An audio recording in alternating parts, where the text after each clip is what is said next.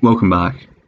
Today we're going to be looking at Wikipedia in Python, and that sounds kind of odd, and that's because there's actually a Wikipedia pip module that you can use. And of course, it links you directly to the Wikipedia page.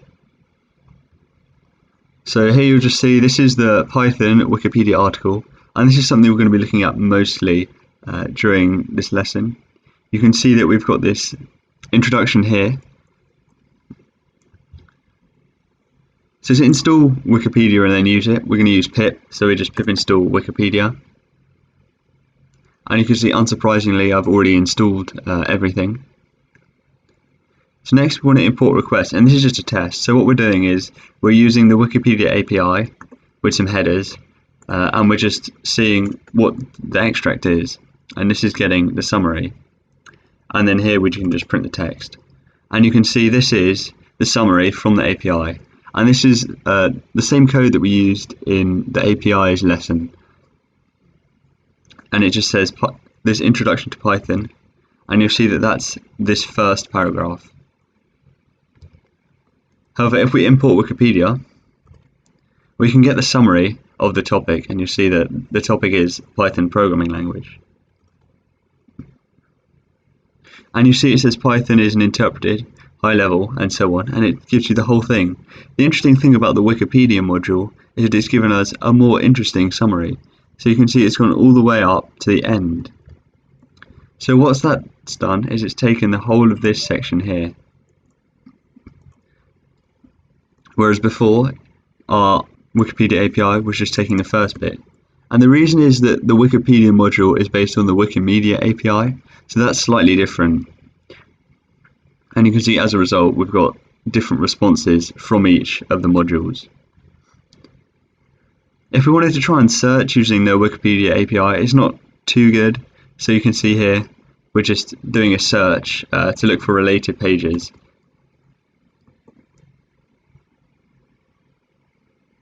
And if we then loop through all the pages it comes back with, you can see that most of it's fairly related, but this is not that great, and it looks like maybe it's looking at the snake rather than the actual one. Whereas if we use the wikipedia.search function and we print them all, you see these are a lot more relevant. So it's just search for Python, and so the Wikipedia pip module is really good at searching, for example, and it's given us Python, the programming language, Monty Python, and all these things that contain Python, rather than just trying to look for related articles. And this is what, one line of code without having to know how to use the API yourself. And one of the things that the Wikipedia pip module advertises is that you don't have to understand the API, you can just focus on using the results, which you can see is well illustrated here. Another thing is that they have a page. So if we get the page of the topic, you can see that it tells us it's this Wikipedia page, and the title is Python programming language. And you see if we print the title, it tells us that. We can also see the categories. So what it's done here is said these are all the different categories that this comes under. So it's a good article, a high-level programming language, and it's a Wikipedia article with MA identifiers. So you can see it has lots of these different tags so that you can search through them more easily.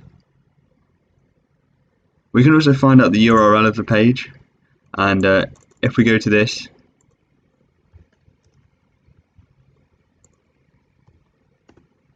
you can see it takes us to exactly the same page because it was the same URL.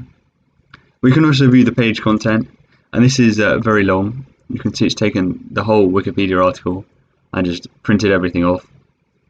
And if we go to the bottom, you'll see where it's taking things from. We can also see the references. So these are all the references that the page uses. And this is quite useful if you're doing some kind of research and need to see them. But for us, I mean, they're not particularly useful. It's just nice to know that they're there. We can also view all the images. So these are all the images used in the page. So if we take this one, for example, we can just browse to it and see, this is the Python logo. And so that's something that's used in the Wikipedia page. And obviously if we go back to the page, you can see that it's used here. That's very nice. We can also use the Wikipedia API for other things, so it's not just English. So if we print the list of languages, you can see that there are all of these different languages, and it says the code and then the name. So for example, ENGB is British English, and FR is French, and so on, and there are lots and lots of languages that Wikipedia is available in.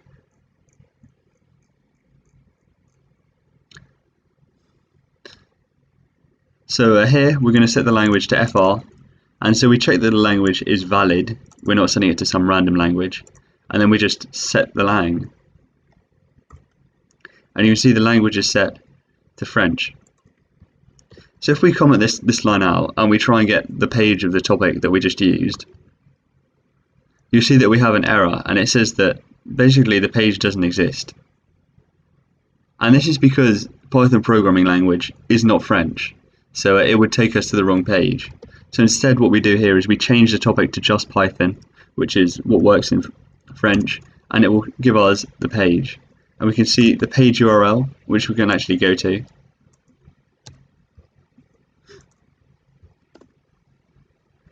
And you can actually see that this page, which is offering to translate for me, is a completely different layout, and it's been designed differently. The text this time is obviously in French. And you can see, while it's got most of the same information, if you're good enough at French to translate it, it does have this completely different layout. And obviously if this were another language, for example Arabic, it would be even more different because it would actually be reversed, because language there goes from right to left. We can also view the summary, and unsurprisingly the summary is in French. The last thing I want to show you is if we set the language back to English, is that you can just get the random title of a page. So if we run this, you see it gives us this government degree college in Teleamura, and we can get more random pages. And I think that's really cool because it means you can just browse through random Wikipedia pages. And if you wanted to create some kind of application that would get you to read a random Wikipedia page to enhance your knowledge every day, you could use this Wikipedia module to generate a random one. So you see the Wikipedia pip module is really useful. There's loads of stuff you can do with it, and it makes it so much simpler than trying to use APIs.